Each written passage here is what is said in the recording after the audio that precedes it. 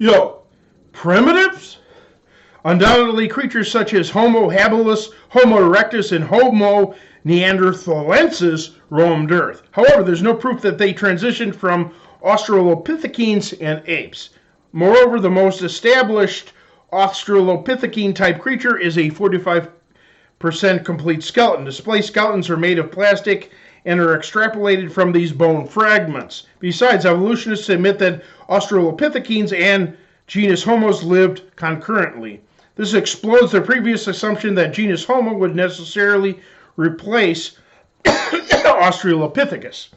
And before Darwinism, the entire slew of so-called hominid fossils were classified as either ape-like animals, genus gorilla, pan, pongo, etc., or human, genus Homo.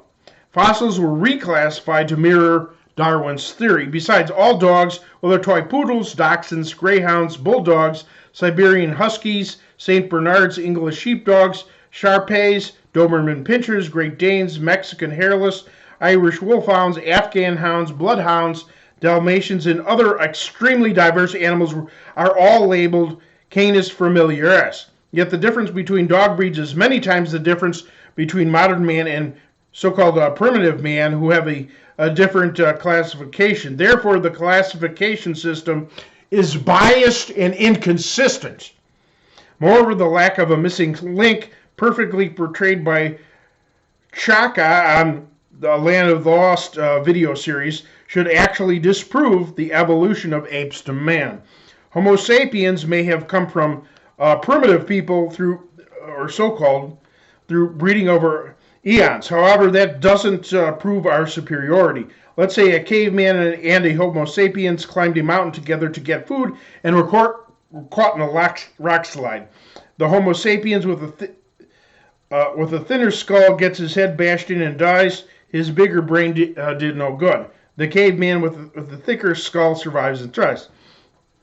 Actually, Earth's large population in modern times causes most problems, and therefore needs modern technology to address that. Also, people purposely make life unnecessarily complicated. This requires others with bigger brains to develop and maintain the technology to counteract these problems. However, with small populations of cave people, there will be enough caves, mountain clefts, and unspoiled land for them all. If they all loved and respected each other, that would make life easier than highly technological yet antisocial societies. They would enjoy reproducing and relish God's green earth paradise. Famous author Ernest Hemingway said, "Happiness in intelligent people is the rarest thing I know." Besides, Homo sapiens and primitive people could have lived concurrently. Dating methods are unverifiable. Also, our gigantic leap in life expectancy is fictitious.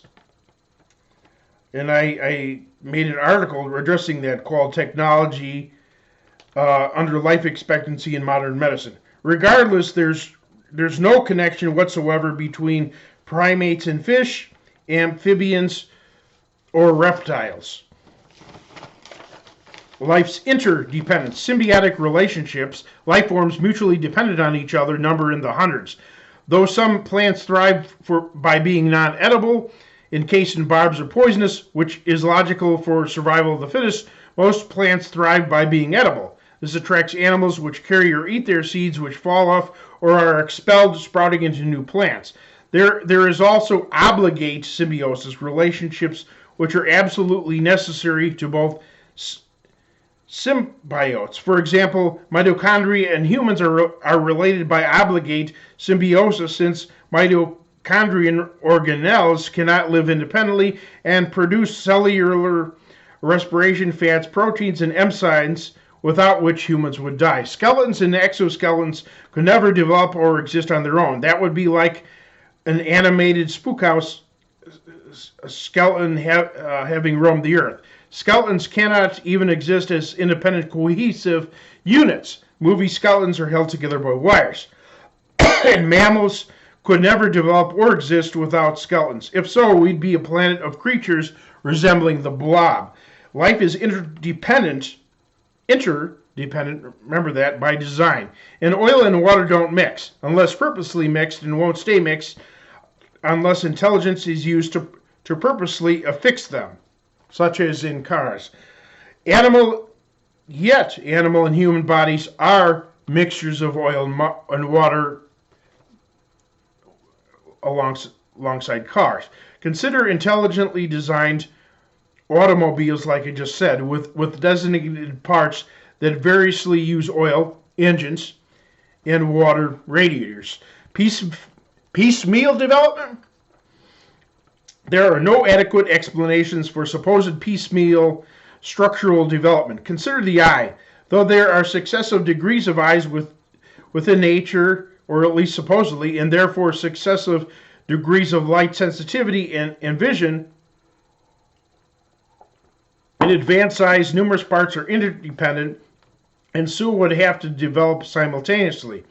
Despite evolutionary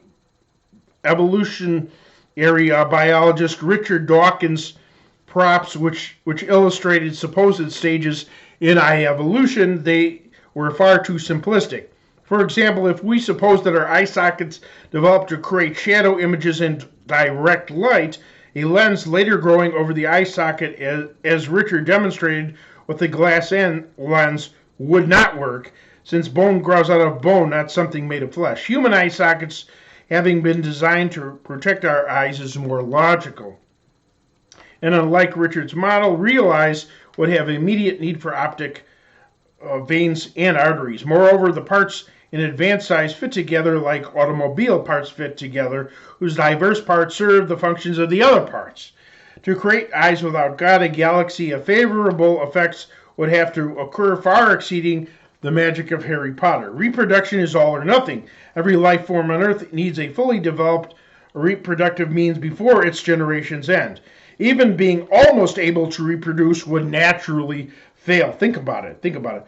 Moreover, there are many other examples of irreducible complexity, the inability of a complex biological structure to have formed by numerous successive and slight modifications. The pseudoscience of vestigial or trace body parts says that humans have organs which evolution has rendered useless. For example, the human so-called tailbone, correctly termed coccyx, cited as proof we evolved from animals with tails, gives ligaments and 9 muscles in place to attach to. It's also a weight-bearing structures to support a sitting person. It's not vestigial. Moreover, everything in nature occupies an important place.